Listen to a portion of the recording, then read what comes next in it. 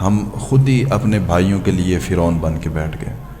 جس کو ہلکی سی اقتدار مل گئی، جس کو ہلکا سا کوئی عہدہ مل گیا، اس نے باقیوں کو بالکل ختم کر دیا. یہ بھول کر کہ میرے اوپر بھی کوئی ہے، یہ بھول کر کے کوئی ایسی ذات بھی ہے کہ جو چاہے تو ایک پل میں فقیر کو بادشاہ اور بادشاہ کو فقیر کر سکتی، ایسی ذات بھی ہے. اس کو بھول کر اگر کسی کو ہلکی سی بھی کوئی چیز مل جائے تو وہ اپنے آپ کو پتہ نہیں کیا سے کیا سمجھنے لگ جاتا ہے. یہ ہمارا جو ایریا ہے، یہ جو ہم جہاں پر بیٹھے ہوئے ہیں، یہ جو کالونی ہے، اس کو ہم نے کوئی 10 مرلے یا ایک کنال یا 2 کنال کی جگہ ہمارے پاس ہو، ہم نے کوئی بڑی ساری کوٹھی بنا رکھی تو ہم اپنے آپ کو بڑی چیز سمجھنے لگ جاتے ہیں. آپ ذرا رب تعالیٰ کی دنیا کو دیکھیں، اس زمین کو دیکھیں کتنا بڑی ہے، اور ادھر کتنا بڑے بڑے فرعون پڑے ہوں گے. پھر صرف یہ دنیا نہیں، یہ زمین نہیں، اور بھی بڑے سیارے ہیں، بہت کچھ ہے. تو اس کے سامنے ہماری زمین تو ذرے برابر بھی نہیں آتی. پھر اس بڑی ساری زمین میں چھوٹا سا زمین کا ٹکڑا جو ہمیں ملا، جس کو ہم نے اپنی ملکیت سمجھ رکھا ہے، اس کے اوپر ہم نے قبضہ جمایا ہوا ہے، اور پھر اسی کے اوپر ہم اکڑ رہے ہیں. کہ وہ احکم الحاکمین ہے، وہ زمین و آسمان کا مالک ہے. لیکن وہ کہتا ٹھیک ہے بھائی، تو نے جو اپنی گردن کے اندر سریا ڈال رکھا ڈال کے رکھ، تو نے جو اپنے اندر فرعون پال رکھا اس کو پال کے رکھ. ایک وقت آئے گا، رب تعالیٰ فرماتا ہے ان بطش ربک لشدید، کہ تیرے رب کی پکڑ بڑی سخت ہے. جب وہ تمہیں پکڑے گی نا، پھر تمہیں کوئی چھڑا نہیں سکے گا، پھر تمہیں زمین بھی جگہ نہیں دے گی، پھر تمہیں کوئی بندہ یاد بھی نہیں کرے گا. لہٰذا زندگی کیسی گزارنی ہے کہ جہاں سے بھی گزرو لوگ اچھے لفظوں میں یاد کریں، جہاں سے بھی گزرو پھول کی طرح گزرو، ایسے گزرو کہ خوشبو پھیل جائے. یہ نہ ہو کہ لوگ جو ہے نا تمہاری ذات سے، تمہارے وجود سے ہی پریشان ہو کہ یار یہ بندہ ختم ہی ہو جائے تو اچھا ہے.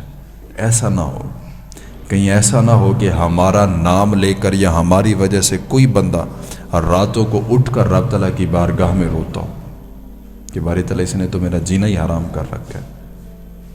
اور میں ایک ہی بات کرتا ہوں کہ یار ہم نے اگر کسی کو تنگ کیا ہوا ہے، ہم نے اگر کسی کو پریشان کیا ہوا ہے، تو حاصل کیا ہو رہا ہے؟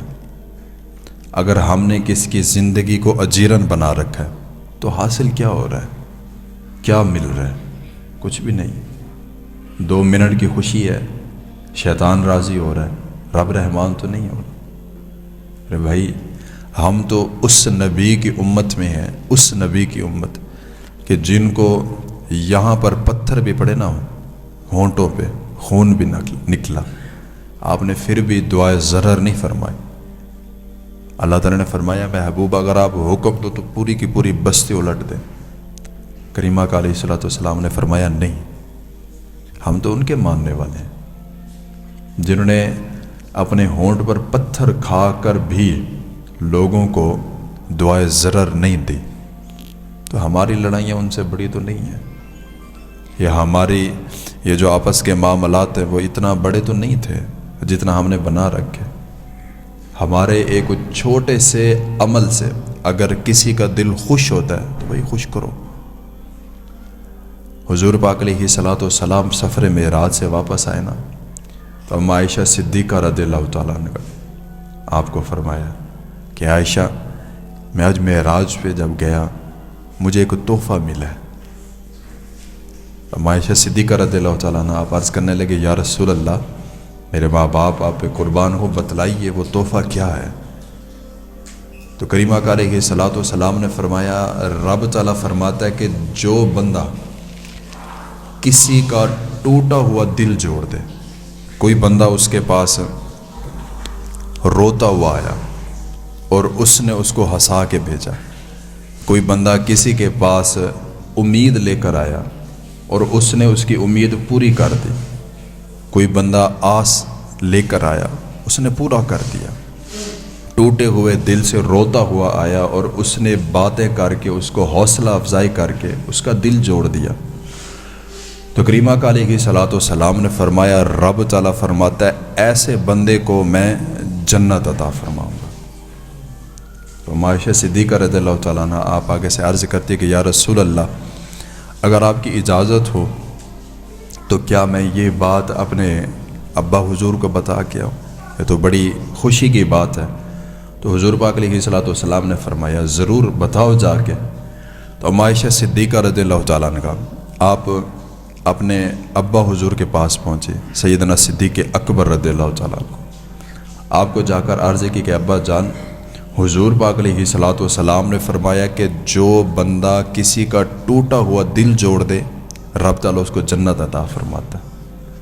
تو آپ تو اس نیت سے آئی تھی، اس سوچ کے ساتھ آئی تھی کہ میں یہ بات بتاؤں گی اور میرے والد صاحب جو ہے وہ خوش ہو جائیں گے، لیکن آپ رونے لگ گئے۔